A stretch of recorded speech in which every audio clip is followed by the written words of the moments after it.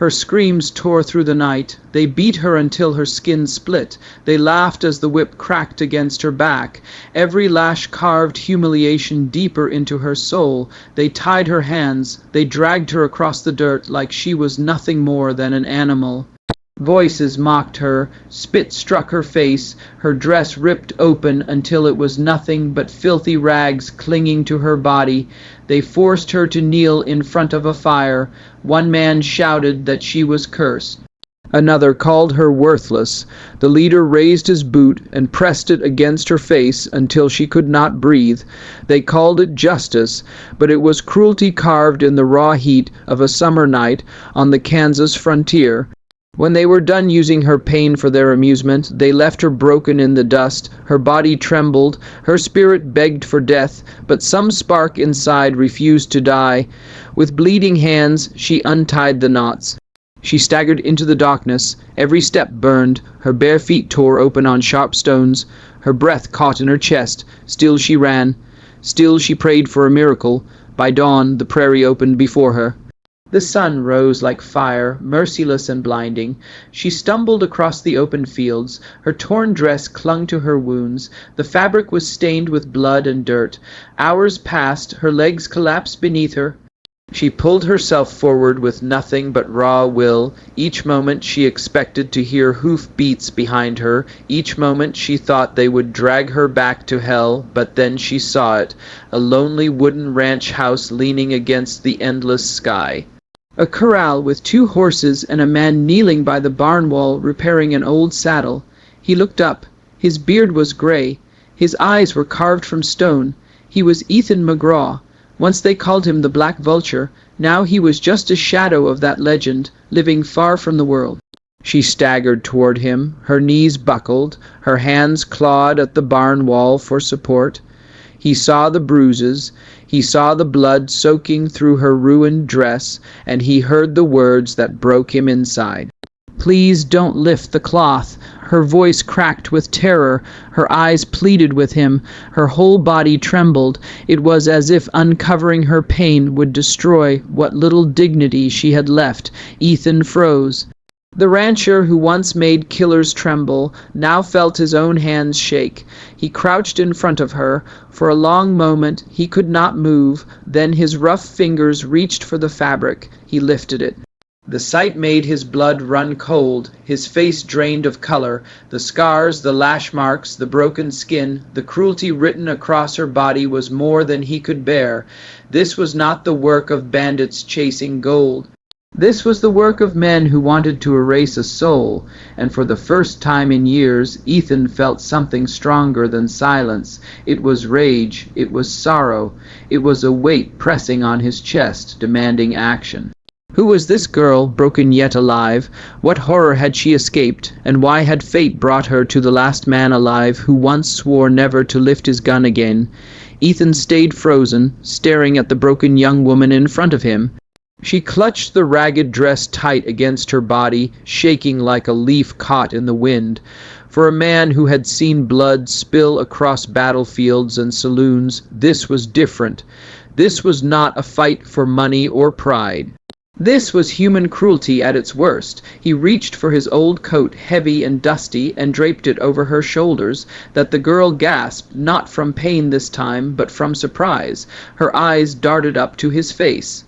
She expected more abuse, another hand raised against her. Instead, she found warmth, rough and clumsy, but real. Inside the ranch house, it smelled of leather, coffee, and wood smoke, the kind of smell only an old rancher's home could carry. Ethan sat her down at the table.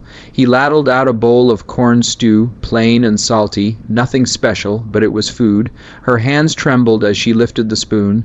The taste made her close her eyes. For the first time in years, she felt something close to safety. "You don't even know me," she whispered. Ethan poured himself coffee and leaned back in the chair. "I don't need to." His voice was low and growly, carrying both regret and kindness. She looked around the room. On the wall hung a single faded picture of a woman, his wife. The smile in the photo was soft, but the dust around the frame told the story of years gone by. Mary understood something then. This man had lost more than she could imagine, but he had not lost his soul. As the night settled, she began to talk in broken pieces, not every detail, but enough for Ethan to understand. The men who hurt her were not strangers, they were traitors, men who dealt in flesh instead of cattle.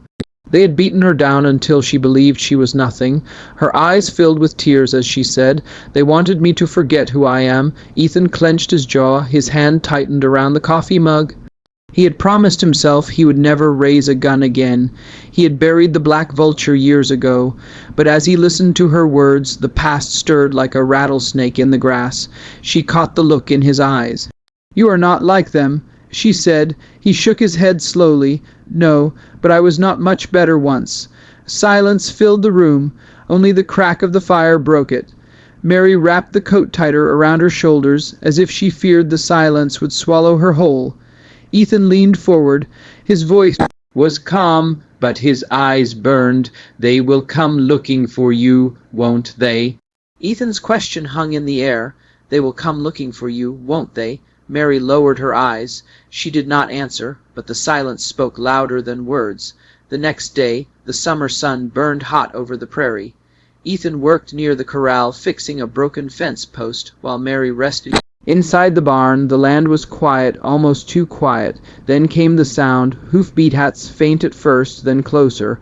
Two men rode into view, their hats pulled low, dust rising behind them. Mary froze. She recognized them. They were the same men who once tied her down and laughed at her pain. Her breathing quickened and her body shook. Ethan stepped out of the corral, his face calm, his hand resting near the old revolver at his hip. The men sneered when they saw him. "Old man," one called out, "hand her over." The other grinned. "You don't want trouble. She ain't worth it." Ethan said nothing. The weight of silence unsettled them more than words ever could. When one of them dismounted and reached for the barn door, Ethan's voice cut the air. "Don't." The man laughed and kept walking. That was his mistake. Ethan drew and fired in one motion.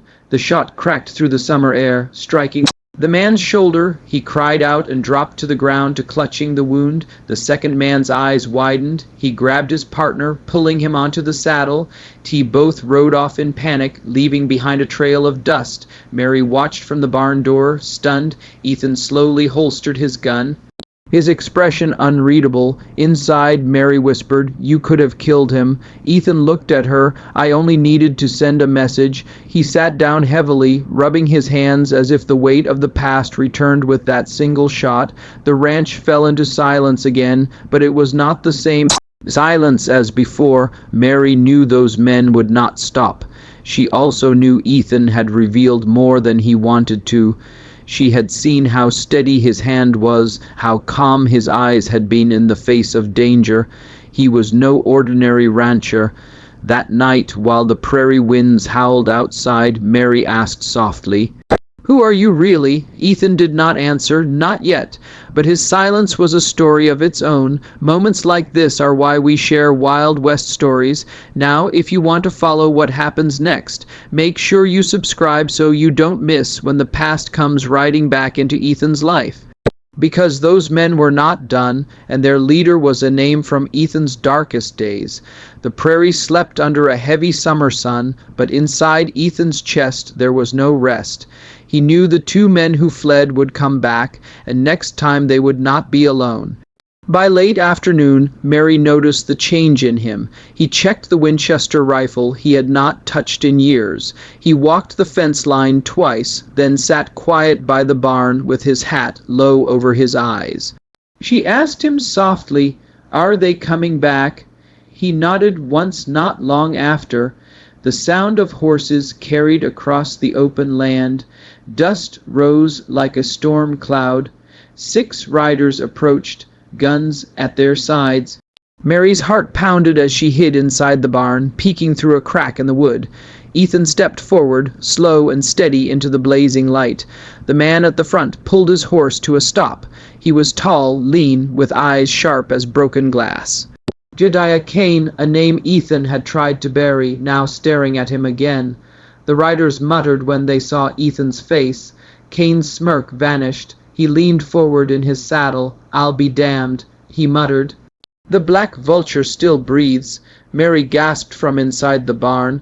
She finally knew who Ethan truly was. The outlaw whispered about in saloons, the man who once painted the prairie red. Kane raised his hand, holding his men back. For a moment, the silence was heavier than the heat. He and Ethan locked eyes, and the years between them melting away. "I should have known you'd crawl back into the dirt out here," Kane said. His voice carried more fear than pride. Ethan stayed still, the brim of his hat shading his face. "You're trespassing," he said, his voice low. Kane shifted in the saddle, his hand twitching near his revolver, but he did not draw. He knew better. He had seen Ethan kill faster than a rattlesnake strike, and his men knew the stories too. One by one, their confidence drained away. Kane cursed under his breath. He turned his horse, motioning for the others to follow. No gunfight, no blood, only the weight of a name that refused to die. The black vulture had spoken without firing a shot. Mary stepped out from the barn as the riders disappeared into the horizon. Her voice was barely a whisper. "You scared them away without even pulling the trigger." Ethan looked at her, his face unreadable. Fear travels faster than bullets, but Mary also saw something else in his eyes. The past was no longer buried. And now the past was coming back for him. What would happen when Ethan could no longer scare his enemies into leaving? The prairie grew quiet again. The riders were gone, but the echo of hooves lingered in the air. Mary stood beside Ethan, her hand still clutching his coat around her shoulders. She had seen fear in the eyes of those men, fear born not from what Ethan did, but from who he was. Days turned into weeks. The scars on Mary's body slowly began to heal. She learned to rise with the dawn, to feed the horses, to carry water from the well. At first, her steps were weak, but each morning her stride grew steadier. Ethan watched, never saying much, but always nearby. He fixed her old dress, stitching the torn seams with rough but careful hands. He built a small garden behind the house so she could grow her own food. She laughed one morning when she saw him struggling with a crooked fence post, muttering to himself. It was the first time she had laughed in years. Ethan felt something shift inside him. He had lived in silence for so long, burying his past under regret. Now, through this girl's recovery, he began to believe he could heal too. Her hope was a mirror reflecting a chance he thought he had lost forever. One evening, as the sun sank low over the Arkansas River, Mary sat on the porch. Her voice was soft. "You saved me, Ethan, but more than that. You gave me back myself." He looked out at the horizon, his jaw tight, his eyes misted with memories. "You saved me too," he said. The ranch was still just a lonely stretch of land, but it no longer felt empty. It carried laughter now. It carried two souls who had been broken, yet somehow fit together in their brokenness. Isn't that the way of life, that even when the world tries to break us, there can still be someone or something that pulls us back from the edge? Do we ever really heal alone, or do we heal when someone believes in us? Ethan's legend as the black vulture would never fully disappear, but in the quiet of that summer he found a different kind of power. Not fear, not violence, but the strength to protect, to rebuild, and to love without needing words. The lesson of Ethan and Mary is not just about the Wild West. It is about us. It is about carrying scars and still finding a reason to stand. It is about losing everything and still daring to believe in tomorrow. So I ask you, if Ethan could find hope again, even after all the blood and dust, what is stopping us from doing the same? If Mary could rise after everything taken from her, how can we not rise too? If this story touched you, give it a like, because your support helps us bring more of these forgotten tales back to life. and make sure you subscribe so you do not miss the next story waiting on the horizon. 'Cause out here in the Wild West every scar carries a secret, and every secret holds another.